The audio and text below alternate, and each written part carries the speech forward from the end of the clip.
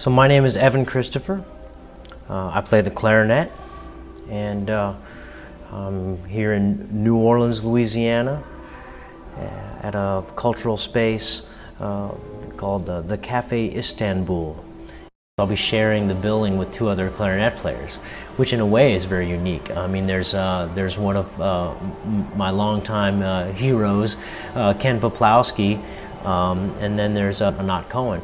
Ken was a veteran of some of the big bands. So he worked with Benny Goodman, and his interest in other types of music and the clarinet is astounding. As is Anat's knowledge of, say, Brazilian choro or the klezmer tradition as well. And for me to bring a style-specific vocabulary to New Orleans. The clarinet still has a stigma of being a traditional instrument, which is just completely silly to me. In the end, I think people would walk away saying, "Wow, I didn't know the clarinet could sound so different, or have that many different sounds, or I didn't know a clarinet could do that."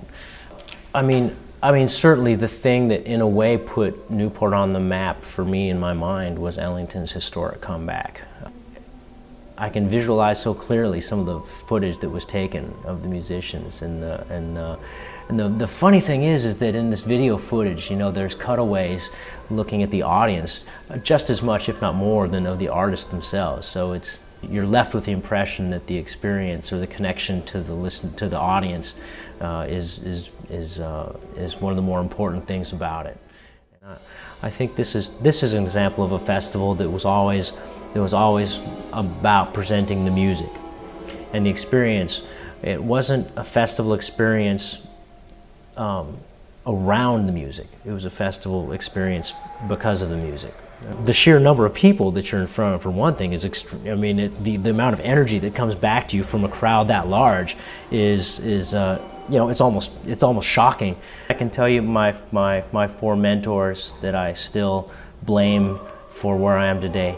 In the order that I met them: George Probert, the soprano saxophonist and clarinet player, who provided me with a lot of recordings, some of the first recordings I listened to of some of the New Orleans musicians. Marshall Hawkins, bass player, who was an alumnus with Miles Davis, and somebody that gave me more, not only just harmonic knowledge in a more modern context, but just had an aesthetic that prepared me for the idea that jazz is supposed to be about newness. Later I got to meet Kenny DeVerne. I met him in New Orleans, and we stayed friends long after that. He just didn't let me take a lot of it too seriously. Tony Scott I met in Rome toward the end of his career. He made me realize that one of the only ways that we know that we're successful is longevity. And those four musicians put me within 2 degrees of separation between me and anyone you can think of, and that's really pleasurable. It's nice to have so many good fathers.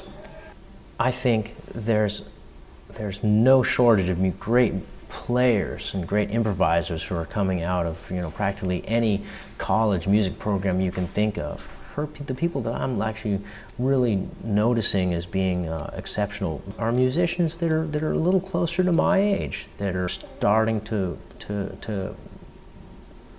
say something very individual and unique. Getting to hear Pedrito Martinez was a revelation to me. Arturo O'Farrell's big band, Harry Pickens, they're bringing something so personal that I just wish them longevity. I just wish that they could continue to do it. This is Evan Christopher. I play the clarinet. Can't wait to see you at Newport 2012.